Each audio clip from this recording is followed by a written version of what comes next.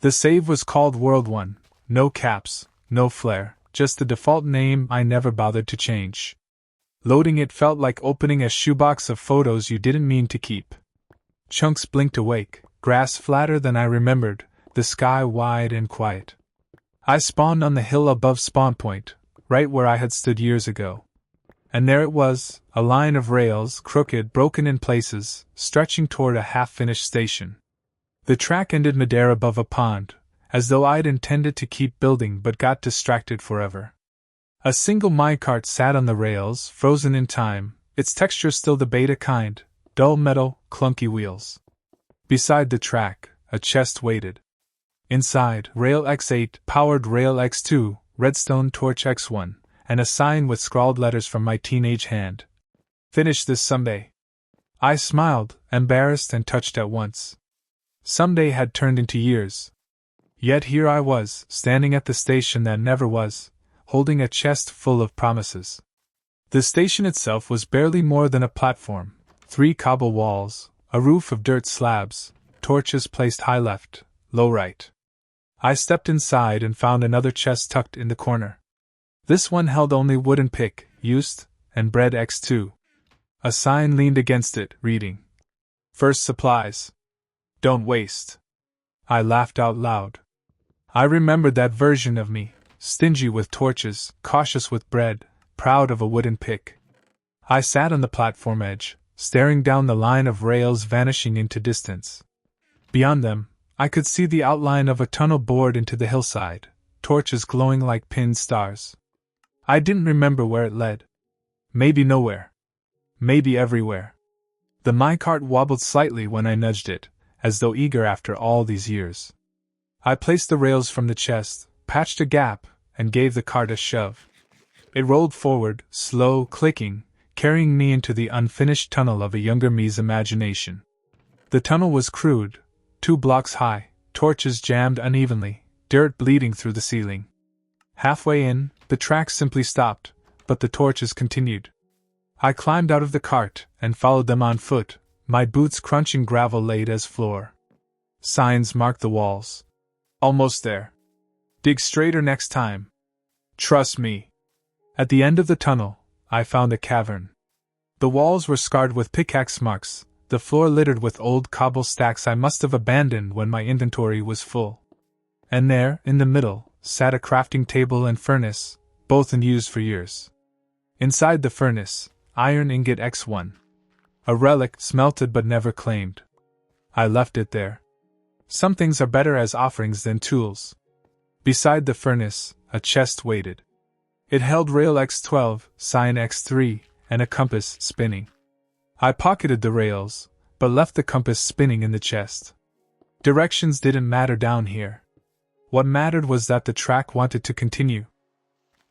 I carried the rails back to the tunnel mouth and laid them carefully, filling the broken line until the cart could run smoother.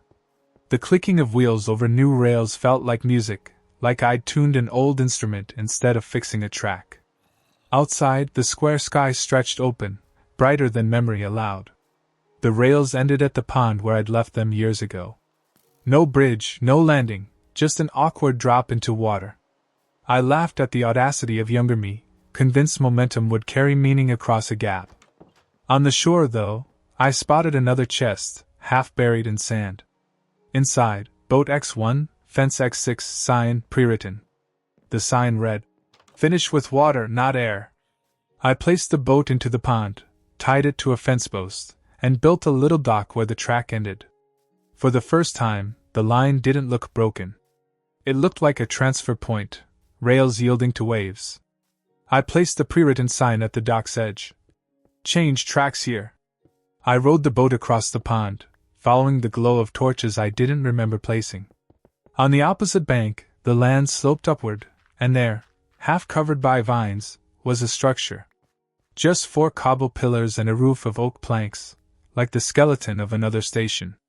A sign leaned in the grass. "Future stop." Inside the station, a chest held rail X16, powered rail X4, and redstone torch X2. I grinned. My old self had left breadcrumbs for this very moment, as if expecting me to finish the journey someday. I placed the rails on the ground between the station and the pond dock, completing the connection. The line now spanned water and land without apology. That night, I sat in the second station, bread in hand, listening to the world hum in beta chords. Outside, stars pinned themselves sharp and square against the black. The rails stretched behind me, into the tunnel, out of memory, back to the first platform. Ahead, nothing yet, but rails are patient. Morning came with the confidence of squares. I checked the chest again, half expecting more rails to have appeared. Instead, it offered sign X1. Blank. I placed it at the station doorway and wrote, "This place waits well." I followed the track back toward the pond and decided the tunnel deserved honesty. I dug the roof 1 block higher, straightened the walls, and aligned torches in proper rhythm, high left, low right, every 10 blocks. The minecart rattled smoother now, the ride less claustrophobic. The G note of rails clicking sounded almost musical. At the furnace with the single iron ingot, I added 1 more ingot smelted from ore I'd found nearby. I left them both sitting inside. Some gifts don't need claiming, they just need company. By dusk, I had returned to the first platform. The compass above the chest spun wildly, ignoring spawn, ignoring north. I smiled. Directions weren't the point anymore. Rails were. The next day, I explored beyond the second station. The hillside opened into a plain, tall grass flickering like static. A crooked line of torches led forward, and at the end of it, I found a half-dug trench, rails laid for 10 blocks, then abandoned. Beside it, a chest, its lid half open as though waiting for air. Inside, rail X20, minecart X1, bread X1, and a sign. "Don't stop here." I carried the rails and finished the trench, connecting it back to the second station. When the cart finally rolled smoothly between them, I clapped like a child. Not because it was fast or efficient, it wasn't, but because the track had been waiting, and now it sang again. At night, I sat in the trench, the grass whispering above, and placed the minecart on the line. I didn't ride it. I just let it sit there, proof that the journey had lengthened by a breath. The trench line begged to keep going, so I walked further east, rails jangling in my inventory like promises. After a short climb, I found a plateau overlooking the plains. There, a strange structure waited, 2 cobble walls facing each other with no roof, no floor, just an empty doorway framing the sky. A single chest sat inside. Inside, powered rail X6, redstone torch X3, and a compass named Station 3. The needle didn't point anywhere useful, but when I placed it in an item frame on one wall, it stopped spinning.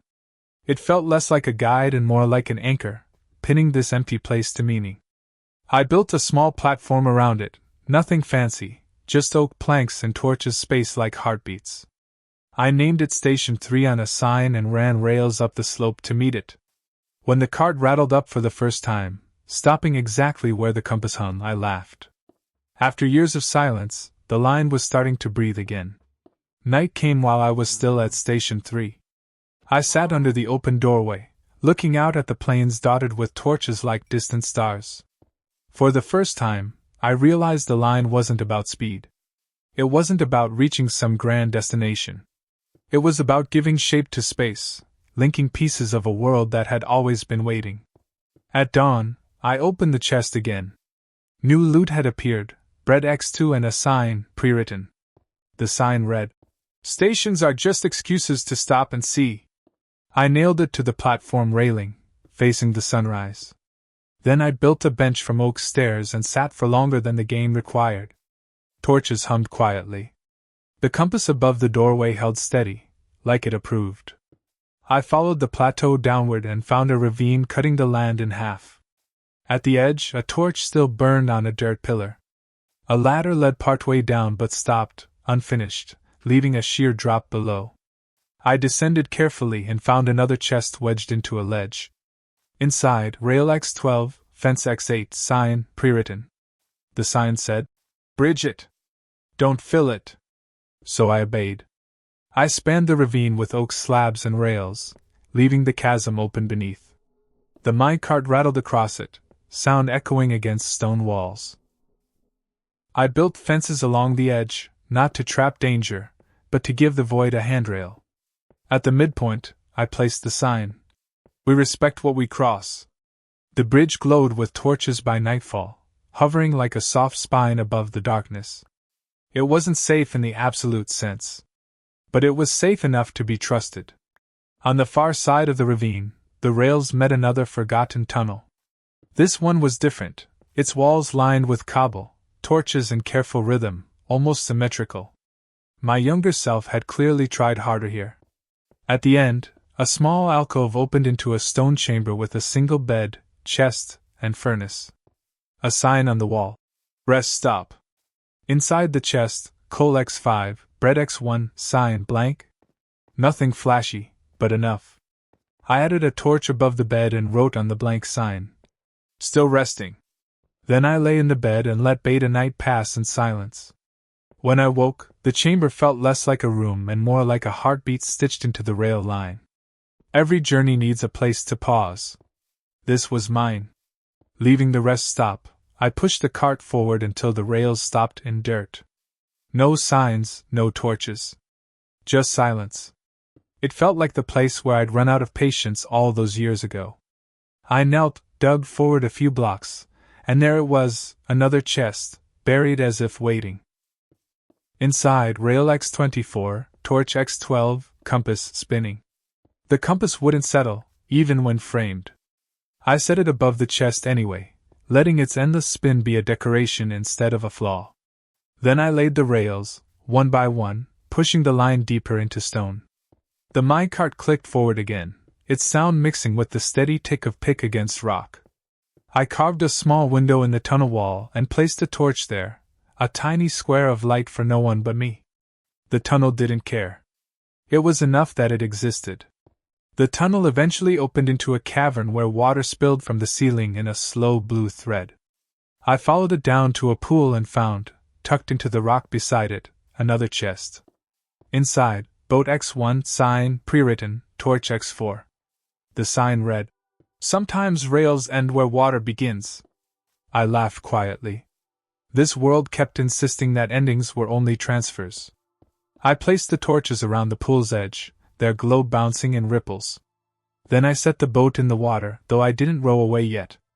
I built a small dock instead, a 2x3 slab jutting from the stone, rails ending right on its edge.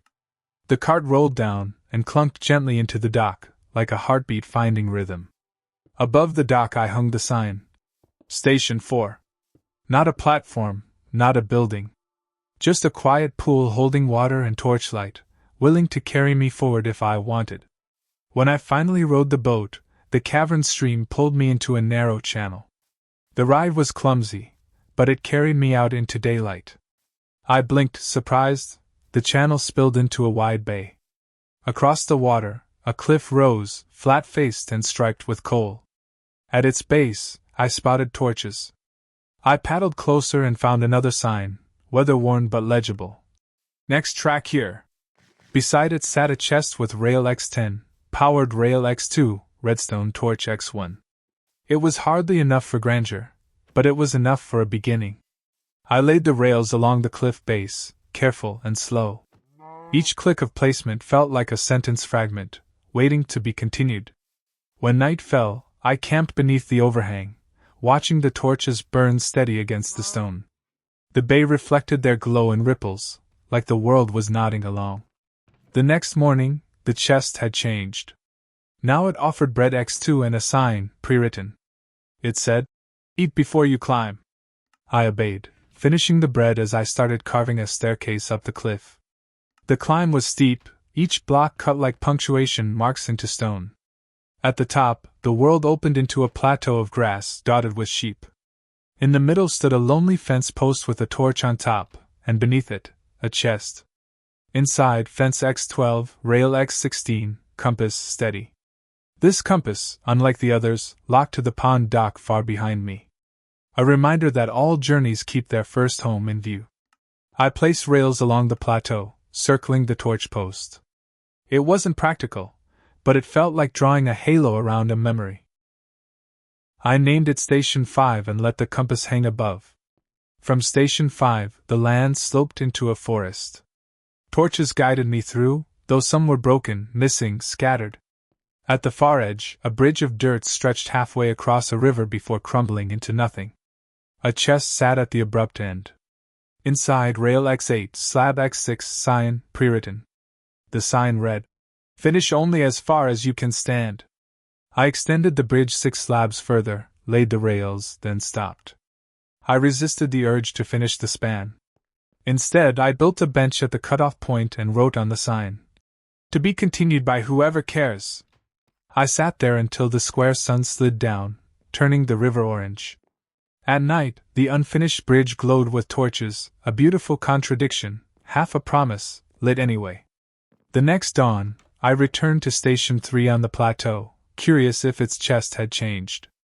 Inside, bread X1, torch X2, map unfilled. I crafted it with the compass and carried it on the rail ride across the ravine bridge, through the tunnel, to the pond dock. The map slowly sketched the world we built, stations glowing like stars, lines connecting them into constellations. At the attic of the first station platform, I hung the map on the wall. It wasn't complete, not even close, but it showed the shape of the journey so far. Beside it I placed a sign. "Rails don't need destinations. They need directions." Then I sat in the old wooden minecart, pushed off, and let the clatter carry me through tunnel and daylight, pond and plateau, unfinished bridge and glowing ravine. Every click of the wheels sounded like memory forgiving itself. That night, I parked the cart at Station 5 and climbed onto the roof of its cobble frame. From there, I could see every torch I'd placed along the line, faint but insistent across the landscape. It struck me that this wasn't a railway.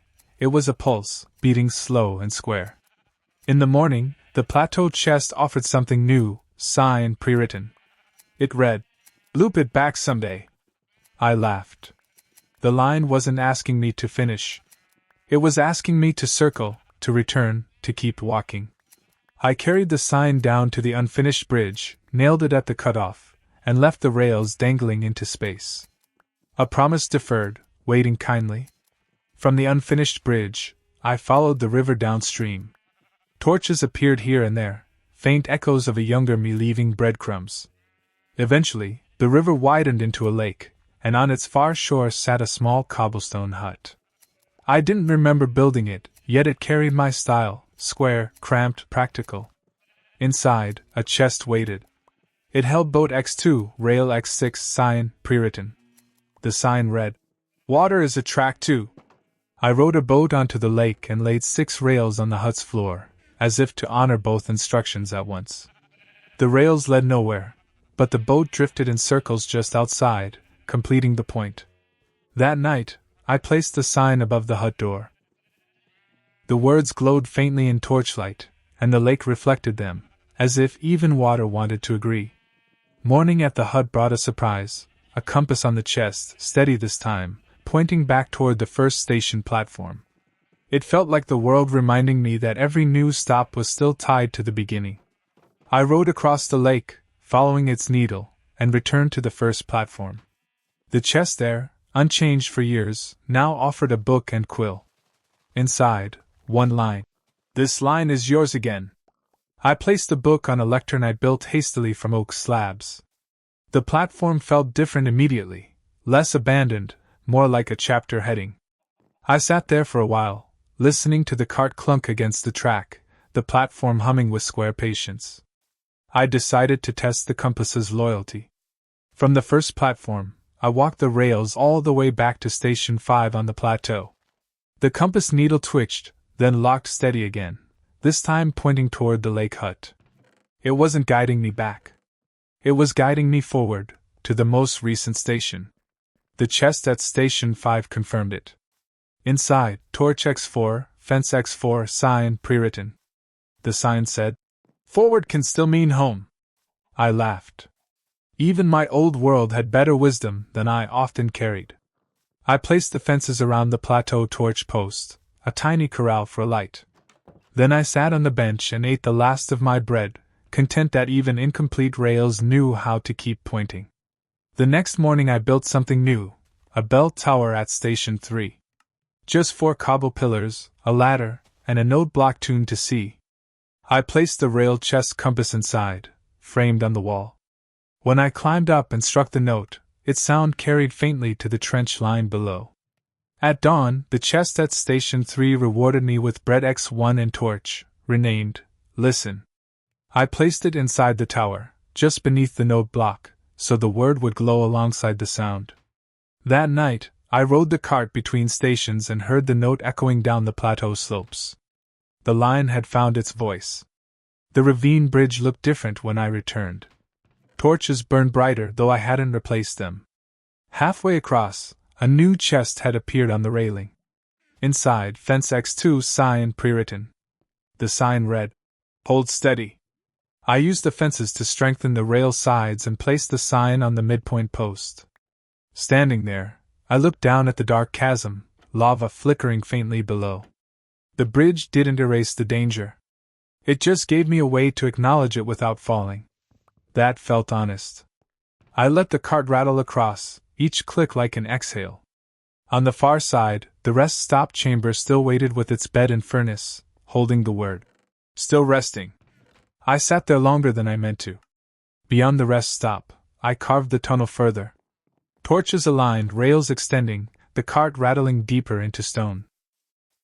Eventually, the tunnel broke into a vast cavern lit by lava pools. On a ledge, another chest sat, untouched for years. Inside, rail X12, cobblestone X32 sign pre-written. The sign said, Don't pave the fire. Frame it. So I did. I built a low cobble wall around one lava pool, leaving gaps so its light could spill free. Then I laid the rails beside it, the glow reflecting off the cart as it rolled past. The cavern felt less like a hazard and more like a lantern too large for its room. I placed the sign on the wall. We keep the fire, we don't bury it. At the cavern's far edge, I built another platform, nothing fancy, just oak planks and a torch rail. I labeled it Station 6 with a sign. The chest there contained boat X1 and bread X2, as if reminding me that water still waited somewhere beyond. I ate the bread on the platform, staring at the lava glow, and wondered how many stations I would find before the world decided I'd had enough. The rails hummed softly, clicking like a metronome of patience. That night, I left the cart at Station 6 and logged out. The menu music rose, steady as ever, as though the rails themselves had written the tune. When I returned, Station 6 felt like it had been waiting politely. The chest offered sign, pre-written, and torch X2.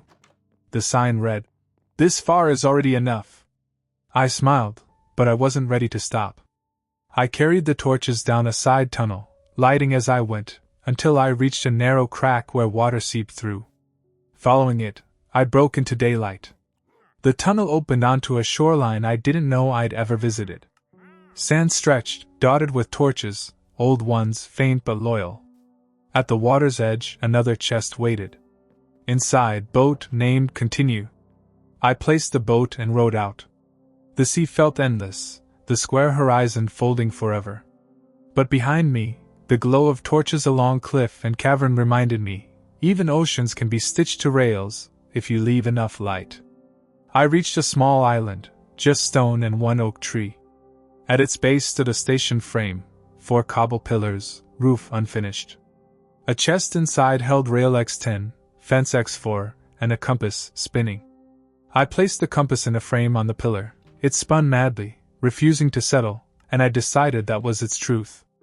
I built the roof with leftover planks, left the sides open to sea air, and placed rails only as far as the island could hold. A sign above the entrance. Station 7, here is still. At dusk, I climbed onto the roof and watched the sun square itself into the water.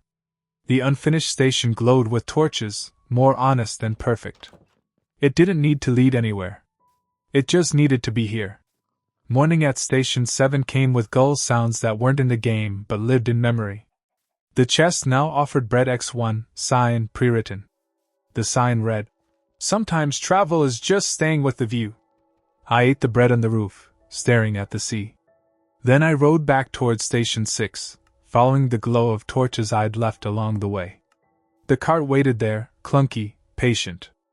I climbed in and let it rattle back through lava cavern, rest stop, ravine bridge, plateau, trench, pond dock, tunnel, and finally the first platform. The ride took forever, and that was perfect. Every click was a memory stitched back into place. At the first platform, I found the lectern with the book and quill. A new line had been written inside. You built a world out of pauses. I hadn't written it. Or maybe I had, long ago, leaving myself breadcrumbs in ways I can't now remember. I placed the book back and added a sign beside it. Pause loops are still loops. Then I walked outside to look at the rails stretching into distance. They weren't grand. They weren't finished. But they were alive, glowing with torches like a constellation laid flat on grass and stone. For the first time, I felt like the rail line was less about where it went, and more about what it stitched together. That night, I rode the line once more, all the way to Station 7 on the island. I left the cart there, facing the sea, and sat on the roof until stars pinned themselves square in the sky. The unfinished rail ended at the shore, but the water carried its meaning anyway. I placed one last torch at the edge of the roof and wrote on the final sign. Rails don't end. They hand you to the next path. Then I clicked save and quit to title. The menu music rose, slow and steady, like the sound of carts clattering across old tracks. Somewhere inside those chunks, the stations waited, unfinished, imperfect, glowing, holding the line open until I returned.